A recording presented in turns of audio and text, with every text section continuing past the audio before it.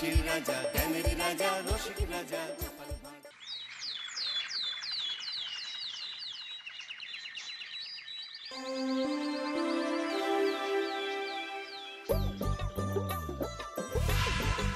দূর দূর, হঠাৎ করে কেন যে এত চুল ঝরছে বুঝতেই পারছি না। কতদিন হয়ে গেল চুল ওঠা আর থামছেই না। না, এমন হতে থাকলে তো মাথায় টাক পড়ে যাবে। না না না, আজ রাজবৈদ্যের কাছে পরামর্শ নিতে হবে।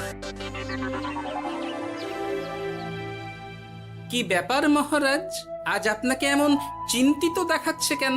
জীবনে বড় দুঃখ গোপাল, মন মেজাজ একদম ভালো নেই। সে কি, কি হয়েছে মহারাজ?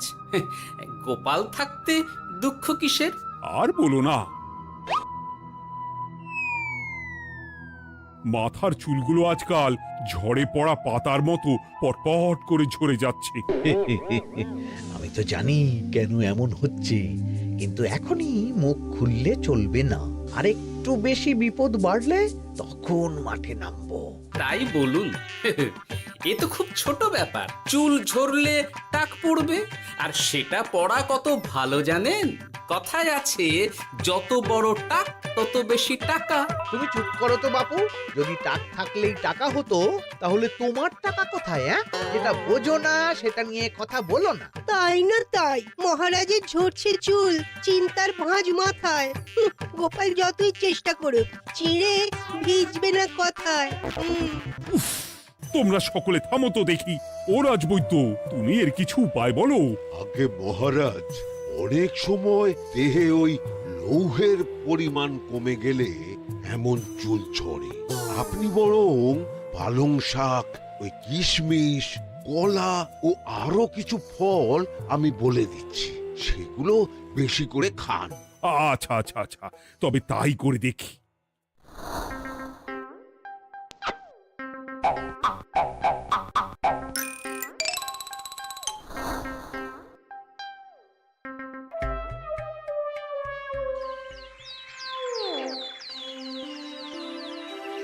ও রাজবৈদ্য, তোমার কথা মতো শাক পাতা ফলমূল সবই তো খেলাম, চুল ঝরা বন্ধ তো হলোই না। তো জানতামই এমন হবে। কিন্তু মহারাজ, এমনটা তো হওয়ার কথা নয়। কিন্তু হচ্ছে তো। আরে আমার সাধে চুল, কোথায় চলে গেলি সব? এর জন্য তুমি দায়ী। তুমি এর জন্য শাস্তি পাবে বৈদ্য। আমাকে আমাকে ক্ষমা করে দিন মহারাজ, এমনটা হবে এ তো আমি ভাবতেই পারিনি। কিছু মনে করবেন না মহারাজ, ছোট মুখে বড় কথা বলছি, কিন্তু সত্যি এখানে রাজবৈদ্যর কোনো দোষ নেই। ওকে শাস্তি দেওয়াটা ঠিক হবে না মহারাজ। দেখেছেন মহারাজ, গোপালের সাহসটা দেখেছেন? আপনার মুখের উপর কথা বলছে। তা বলি, তুমি যখন এতই বোঝো, তাহলে নিজেই একটা আস্ত লোহা খেয়ে দেখো না, তোমার মাথায় চুল গজাচ্ছে কিনা। ঠিকই আছে, এসব মূর্খের মতো কথা কেবল আপনার থেকেই আশা করা যায় মন্ত্রী মশাই। মহারাজ, আপনি বিচক্ষণ মানুষ, আমার শুধু অনুরোধ, আরেকবার ভেবে দেখবেন। ঠিক আছে, রাজবৈদ্যকে আমি শাস্তি দেব না, কিন্তু সকলের জন্য আমার একটা ঘোষণা আছে। কি ঘোষণা? আমার এই কঠিন সমস্যা যে দূর করে দিতে পারবে, তাকে আমি বিশেষ পুরস্কারে ভূষিত করব। এই তো পেয়েছি, এই সুযোগ কোনোভাবেই হাতছাড়া করা চলবে না।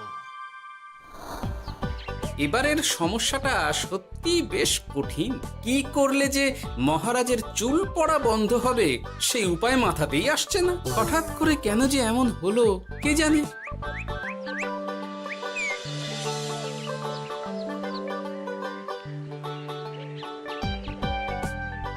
ও মা, তুমি এসে গেছো? একটু বসো, আমি তেলটা মেখেই হাত ধুয়ে খাবারটা বাড়ছি। হ্যাঁ, সে ঠিক আছে, কিন্তু তুমি কিসের তেল মাখছো এটা? কি আবার মাথার চুলের তেল? এখানেও চুল, ওদিকে মহারাজেরও চুল ঝরে পড়া নিয়ে আমরা সবাই হিমশিম খাচ্ছি গিন্নি। আরে, মহারাজের অত সুন্দর কালো চুলগুলো ঝরে যাচ্ছে, এ তো ভারী দুঃখের কথা। সে আর বলতে। ওই জন্যই তো আমি বাবা মাথায় এই জড়িবুটি তেল মাখি। এতে চুলের গোড়া শক্ত করে, চুলকে ভালো রাখে, নতুন চুল গজায় সব। হ্যাঁ। কি কি বললে? নতুন চুলও গজায়? সত্যি? হ্যাঁ। বাহ, তাহলে আর চিন্তা কি? আমাকে এই তেলটা একটু দিতে পারবে গিন্নি? মহারাজকে দিয়ে আসি। উনি বলেছেন যে ওনার সমস্যা দূর করতে পারবে তাকে উনি পুরস্কার দেবেন। উমা, এই তাই নাকি? এ তো দারুণ ব্যাপার গো। নাও নাও নাও, তেলখানা নিয়ে মহারাজকে কাল দিয়ে এসো তাহলে। আর জানিয়ে দিও, দিনে 2 বার কিন্তু তেল মাখতেই হবে। হ্যাঁ, আচ্ছা, ঠিক আছে।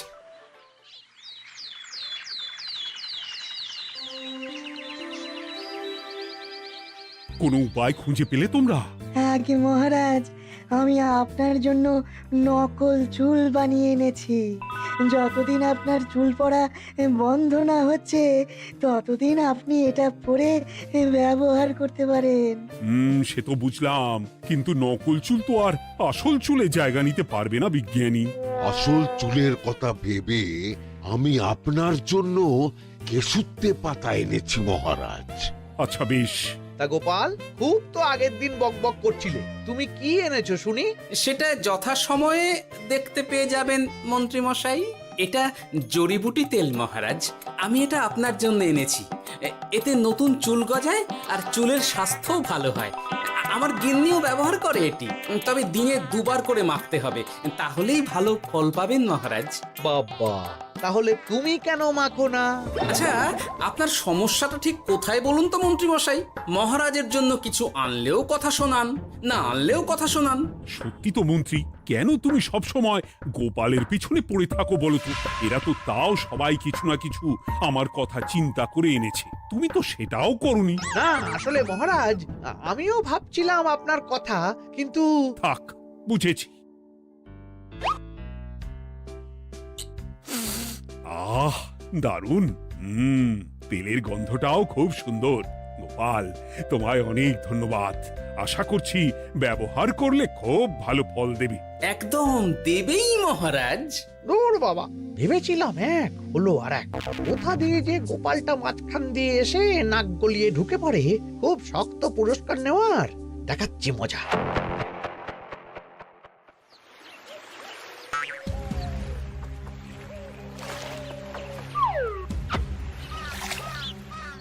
এবারে গোপালের তেল দিয়েই সব কিছু তোলপাড় করব।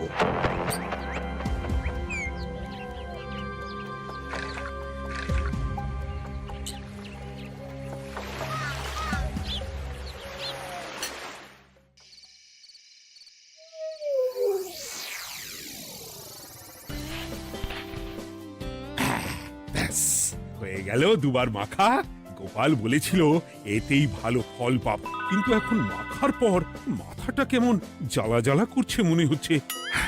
হয়তো নতুন চুল গজাবে বলে এমন হচ্ছে, কাল সকালে বোঝা যাবে। এতক্ষণে বোধ হয় ছোট ছোট চুল গজিয়েই গেছে। কি এটা চুল গজানোর তেল ছিল নাকি পড়ে যাওয়ার? হে ভগবান, যেটুকু বাকি ছিল সেটাও ঝরে পড়ে টাক পড়েই গেল। গোপালই হলো যত নষ্টের গোড়া। আজ আসুক সভায়।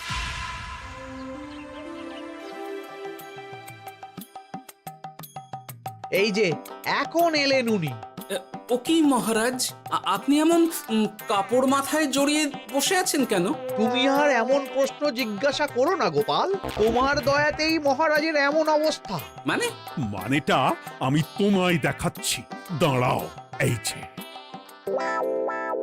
গোপালের দেওয়া তেল মেখেই আমার এমন হয়েছে, আর তার জন্য আমি তোমাকে কোনোদিনও ক্ষমা করব না গোপাল।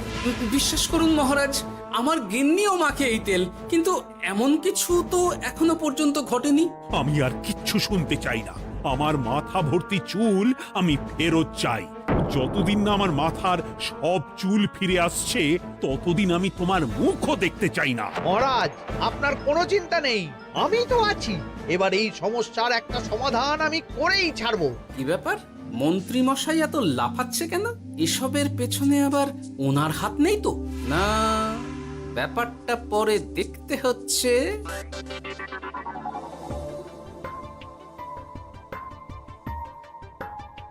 আমি বলি কি মহারাজ, এই সময়টা বরং আপনি নকল চুলটা মানে পর চুলা ব্যবহার করুন। হ্যাঁ, অগত্যা কিছু তো একটা গন্ডগোল আছেই।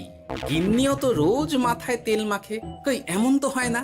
মন্ত্রী যদি কিছু করেও থাকে তাহলেও হাতে নাতে ধরবো কিভাবে? ও কি গো গোপাল দাদু, এখন এই সময় তুমি রাজসভা ছেড়ে এখানে? তোদের দাদু আর রাজসভায় যাবে না রে? কি বলছো গো?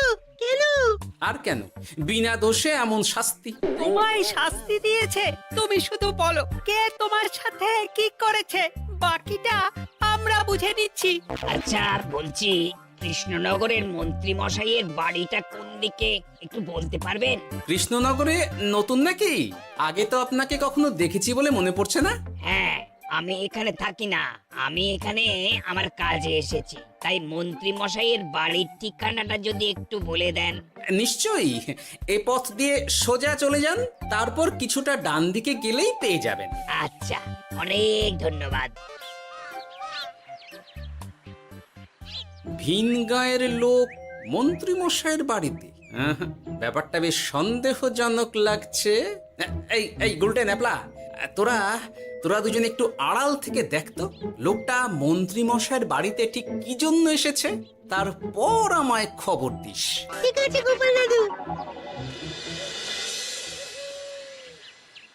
তোমার আবার এখানে আসার কি দরকার ছিল? আমি তো বলেছি যে আমি ঠিক গিয়ে তোমার পাওনা গন্ডা মিটিয়ে দেবো। মিটিয়ে দেবে? কতদিন হয়ে গেছে জানেন?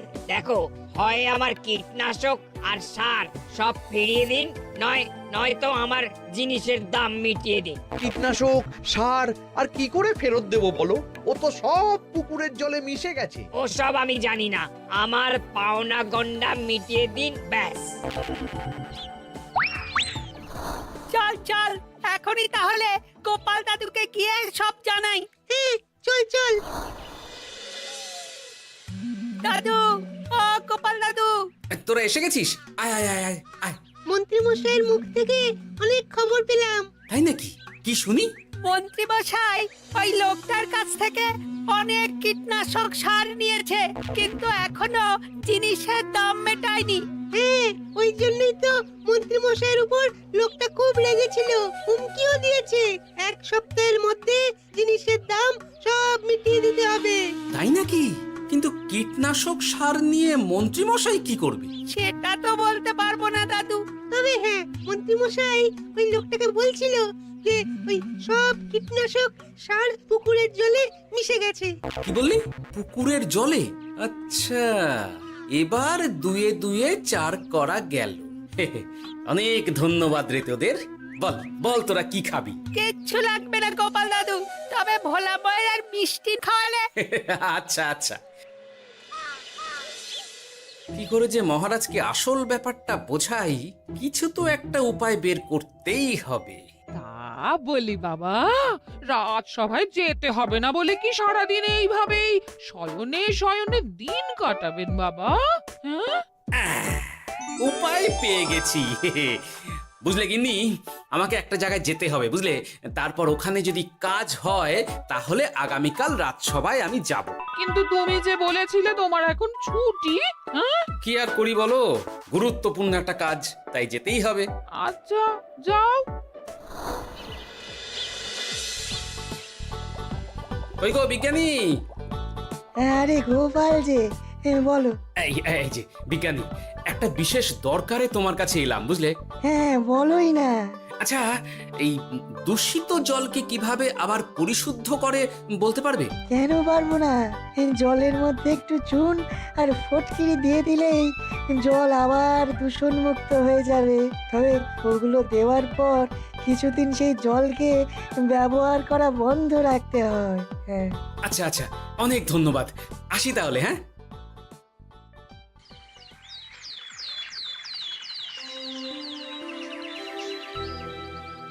ছায়া পড়েছে, ছায়া পড়েছে, আমি বেশ বুঝতে পারছি তার ছায়া পড়েছে এখানে। কার ছায়া পড়েছে? আজকাল তোর মাথা থেকে অনেক চুল ঝরে পড়ছে, তাই না? আগে হ্যাঁ সাধু বাবা, আপনি একদম ঠিক কথা বলেছেন। ও বাবা, এই আবার কোথা থেকে উদয় হলো? আরে আমি একা গিয়ে সেই স্নানের পুকুর পরিদর্শন করতে চাই। যথা আজ্ঞা বাবা।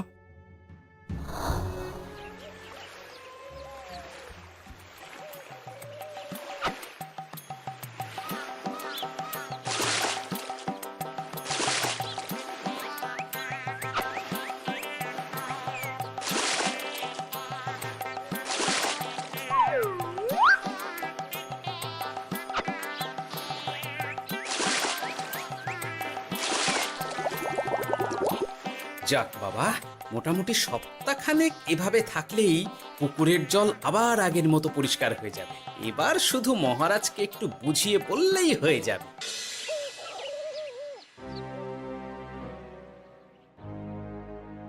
কি বুঝলেন সাধু বাবা? আমার অনুমানটাই ঠিক ছিল। পুকুরের জলে কালো ছায়া পড়েছে, কুদৃষ্টি পড়েছে, তাই এমন হচ্ছে। সে কি? কি কালো ছায়া?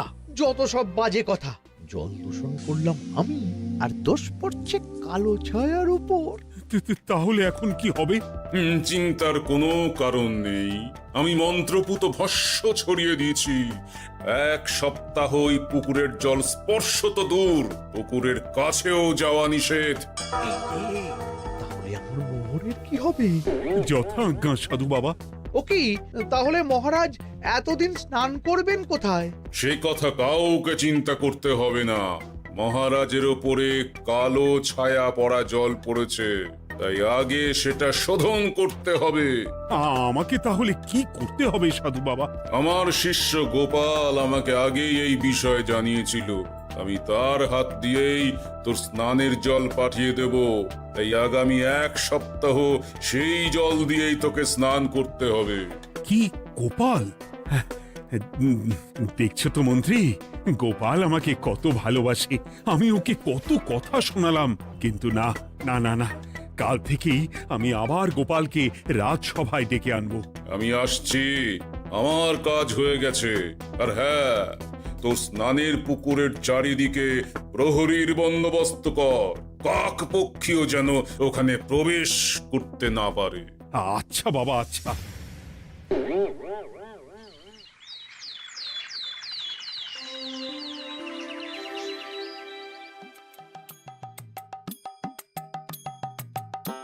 গোপাল, তোমাকে আবার এখানে দেখতে পেয়ে আমার খুব ভালো লাগছে। তোমার গুরুদেব গতকাল এসেছিলেন, কিছু মনে করো না। না বুঝেই তোমাকে অনেক কথা শুনিয়েছি। না মহারাজ, আমি জানি আপনি আমাকে খুব ভালোবাসেন, তাই আমি কিছু মনে করিনি মহারাজ। এই নিন, আমি আপনার স্নানের জল এনেছি।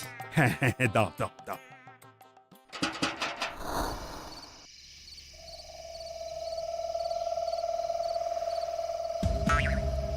ও বাবা, পুকুরের কাছে যে গিয়ে দেখবো সে উপায় নেই। চারপাশে প্রহরীতে ভর্তি। তাহলে কি সত্যি সত্যি কালো ছায়া পড়েছে? ভালোই হলো, পাওনাদারকে বলে দেবো কীটনাশকটা জালি ছিল। হি হি।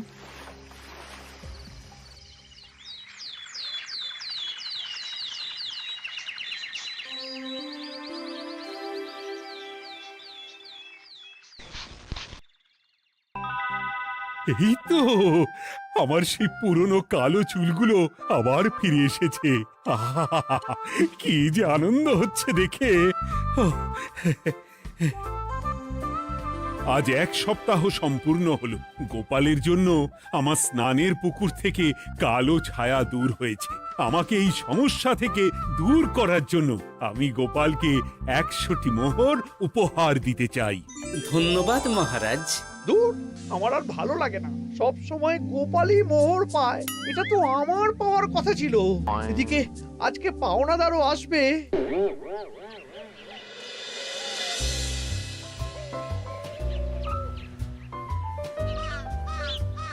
গোপাল দাদু, ওই লোকটা এসে গেছে।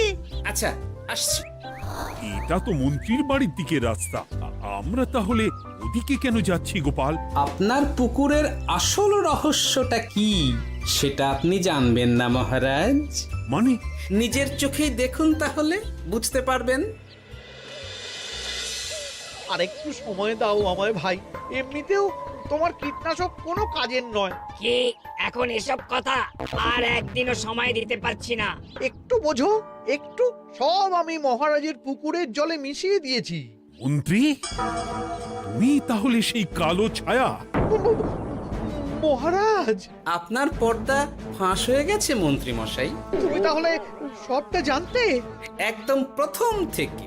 এই রে, খুব জোর ফেঁসেছি। এদিকে পাওনাদার, ওদিকে মহারাজ, এইখান থেকে কেটে পড়তে হবে। ই! গন্ডগোল করে আবার পালানো হচ্ছে কবে রে? বলো, কেন করেছিলে? মহারাজ, আমি ভেবেছিলাম আপনার সব চুল উঠে গেলে আমি আপনার কাছ থেকে চুল গজানোর ওষুধ দেওয়ার নামে অনেক টাকা লুটবো। কিন্তু সেই ভাবনা ভাবনাই থেকে গেল, সেগুড়ে যে বালি হয়ে গেল। ভাবা যায় চুলের জন্য চুলোচুলি, হ্যাঁ? হাসির রাজা জ্ঞানের রাজা রসিক রাজা